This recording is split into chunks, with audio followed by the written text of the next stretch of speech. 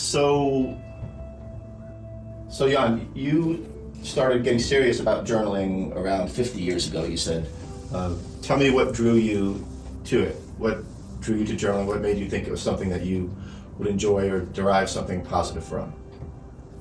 Well, that's a big jump, that question, because before we were talking about reasons for dreams, and somehow I think that the journal work is an extension of the reason, the raison d'être, why I was commemorating my dreams as I would in therapeutic sessions, as a way of staying or contacting or getting inside myself. And so actually the journal work is almost a parallel to a psychotherapy session. I mean, in a way, because the goals are the same. I want to, I'm sorry for this, whatever it's called, is it a trope or a tripe or something? A trope. Yeah, where I'm saying everybody wants to be me. And sure, I want to be me. I want to be able to, it isn't that I don't want to be I don't want to be what other people are.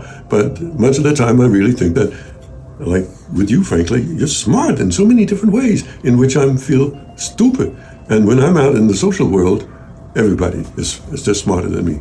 Their tongues, they talk, blah, blah, blah, blah, right off the top of the head. I'm tongue-tied, and they look good. I feel embarrassed, and I go away hanging my head and not wanting to go to that event anyway. So I guess that journaling for me was primarily a way of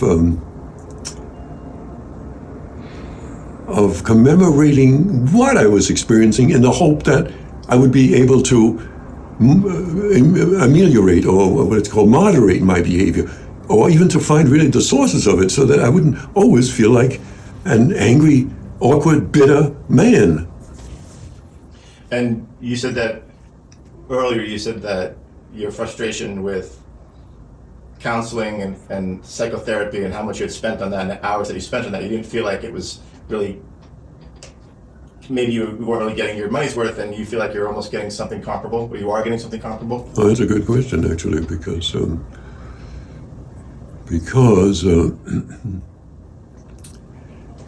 no, it's a parallel line. It's not a substitute at all. It's not a substitute at all.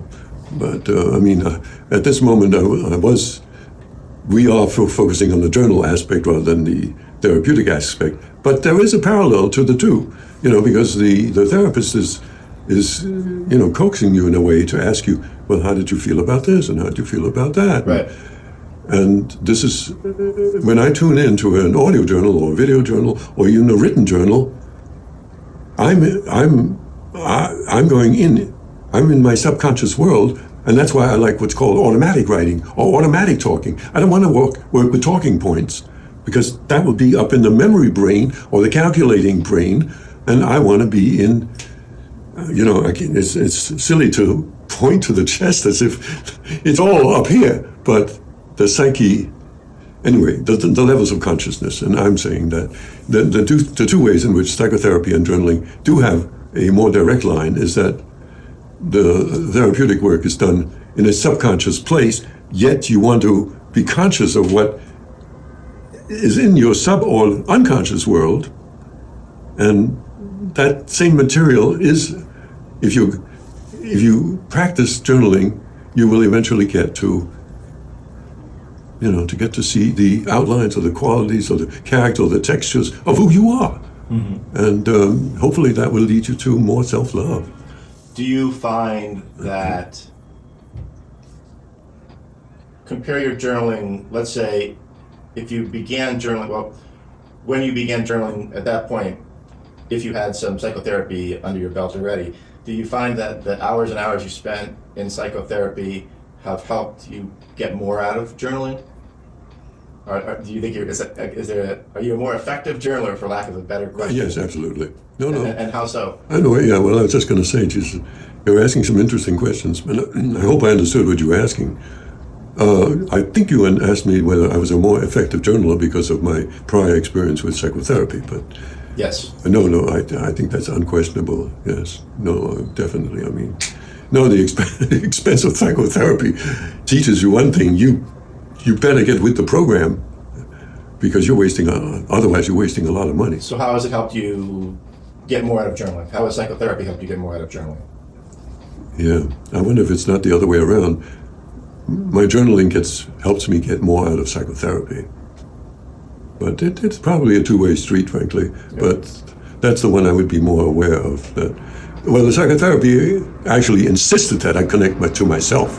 So not only in the session, but also off camera, off the session, out of the office. So that's why journaling there, to commemorate the things I'm experiencing and come in confrontation with people or with events or whatever, that I memorialize in my writing or in my audio only, or audio. These days audio and video is synchronized. It used to be that the two were two separate mediums completely. Right. But anyway, so do you find that it seems to me that journaling and psychotherapy are approached as long-term processes, right? Big picture arcs. yeah, both of them. Do you find, though, that on occasion, do you ever find yourself journaling about something that happened that day or 2 or 3 days ago, and then going back and reading that, and then it helps you see something different about that conversation or that interaction, or evaluate what you saw and what you felt? Is there ever like an immediate, almost kind of insight? Not immediate, but... Yeah, no, I get what you're saying. Again, it's an interesting question. And I think I'm going to have to tell you an answer that you'd be surprised. I rarely go back to hear, see, or read what I've written. I think that it's the process. It's the process, exactly. It's the process of having, again, use the word memorialized, the material of the confrontation or the event that is now a part of you already. So, no, I never go back to read or to hear. It never does. But I will tell you that recently I did have such a very direct connection to my prior journaling. That's when I found in my closet, in my studio closet, these 9 notebooks that were my journals from 1960 to 1967. I mean, I saw all the things I was going through in that period. I was just coming back from Europe in 1960 after 5 years in Europe. I mean, I originally came from Europe from my age 0 to age 13.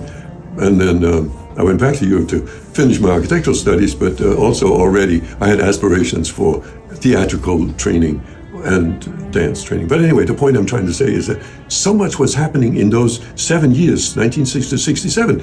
I mean, I fucked a lot of women, for one thing. I even made a family with 2 children in it. I created 2 businesses, architectural presentation and then a fashion business, which by the time that lasted 9 years. At that time, we were selling $750,000, which in today's money is like $700,000. $700 million? $7 million worth, which is a small business, but it's in today's terms. But anyway, so I saw so much I was going through personally that in some ways, again, relates to how I see myself at this very moment right now. I couldn't even, I couldn't analyze it, I couldn't precise it, I couldn't scientifically, whatever. Mm-hmm. It was an experience. Tell me, what kind of thoughts or ideas or emotions do you tend to tackle when you're journaling? Is there something in particular that motivates you to journal regularly? Are there things that you don't journal about often, and when you do, it's a wonderful experience? Again, that's a very appropriate and interesting question. Thank you.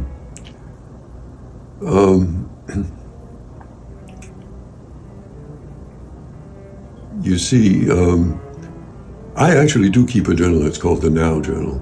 But what wound up to be 20 books of journals was from a period from from 1983 to 2000, where every day, no matter where I was on a notebook computer or on the IBM Selectric, writing what was happening during the day. I mean, I was in therapy at the same time, and the therapist was always telling me, stop this journaling, you are living in it instead, And there I was always giving the immediate response to, an interchange between you and me, or a woman and this and that. Right. And at that time, it was always, good God, why did she say that? What did she mean by that? And why did I feel that way? Right. And so on. So there was an immediate day-to-day, which was contemporary journaling.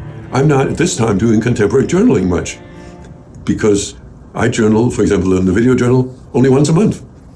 But that creates product for a whole month. In other words, I journaled last Saturday for 1 hour and a half in front of the camera for all of the February episodes in the month that's coming up, and so forth. And when we spoke on the phone this morning, I was creating an audio journal, and most of the material I was dealing with was just not contemporary. I mean, everything is contemporary in a way, aging. Why is my exercising so hard to do? What doctors do I have to see to try to solve the problems?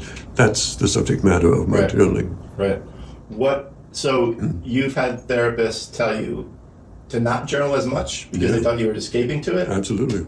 Tell me a little bit more about that, about what that journalist, or that therapist's concern was. Well, okay, but before I answer that question that way, let me just tell you that one of the last therapies I was in, not the last, but the second to last, I've been in 7 different therapies. That man was a well, excuse the expression, a Jew, which is my affinity group. And we actually have 200 sessions with him. We're going twice a week. So that makes 100 sessions in a year. And in 2 years, there was 200 sessions. He encouraged me to smoke marijuana. Now, I was already a marijuana smoker. How long ago was this? These 2 years of therapy? That was about 2005 or something like that. Okay. Not that long ago. So anyway, so that's one. 75-ish. Yeah, and so that's one feedback from a therapist. Besides the therapist who told me to stop journaling, I think there was probably a couple of them who said that. But what was the experience like is what you asked me. Yeah, no, it's, one of the problems with journaling, I think, is that you get to feel that your life is completely your own. It doesn't even, your conversations with the world is the source material, but you begin to not care. You're just living all inside the world according to Jan, or the world according to Garb, or whatever it was. And so I think that's what the therapist was thinking was a negative behavior on my part. Well, I read something today where someone was talking about how as you get older, you are perceived by younger generations as not being cool, right? Old people are not cool, they're not hip, but then the writer said, but in reality, he said, the older we get, the cooler we get, because the real cool is not giving a shit about what anybody else thinks, and just being inside ourselves and cool with who we are. That was a neat quote. No, it is it's a nice wish for state of mind, but I'm not there. And one of the reasons, I'm not one of the reasons, but one of the reasons is that I'm no longer so disturbed by my mismatch to the world or to other people, because I'm living a very isolated existence, a solitary existence. I don't have a relationship at this time to a mate, whether male or female, and my daughters live far away, so and the one who's closest I don't see, but at most once every 2 months and so forth, a day. So anyway, I don't know if I answered that question. I forgot it doesn't matter. There are a lot of good questions, I gotta say that. Well, tell me what's different. You began to do the video journals regularly 10 years ago, a little bit more than 10 years ago. Exactly, 2010, yeah, and 13 years ago. What's different about that? Since journaling is all about the process, right? What do you derive from that process that's different than just putting it to words on paper or on a laptop? Yeah. Where do you come up with these questions? I don't know. That's why I'm in the business. Yeah. No, that's one thing about that radio interview that I did. I found myself, as I do, but not now, I stop to allow you to ask the question. I know that with this guy, Oliver, I went, or the other woman that you were talking about. Frankie. I just went on too long. Yeah. Didn't give him a chance to interact with me. It's a good practice. Yeah, it's good practice. Okay, repeat the question just so that I can get to it. Sure. if journaling is about the process and not the finished product, right? Which is pretty well understood, and it is that way for you. What do you get out of the different process that's involved in journaling and video journaling versus in print? Yeah, well, I guess the reason I wasn't able to understand the question that well, although I understood the scope of the question and I have an answer, but the word process, I mean, you use the word as if we all know the process, but how would you describe the process of the way the mind works? I mean, we've got neuroscientists, and all they know is, oh, this portion of the brain does that, and it fires there and there. But that's not processing. That's only the physiological aspect of the psyche. Right. So anyway, That's I say science is not very far. It's not far at all. And I mean, I'm still saying that Sigmund Freud is the one who got put. But I'm getting to it. I'll answer it now.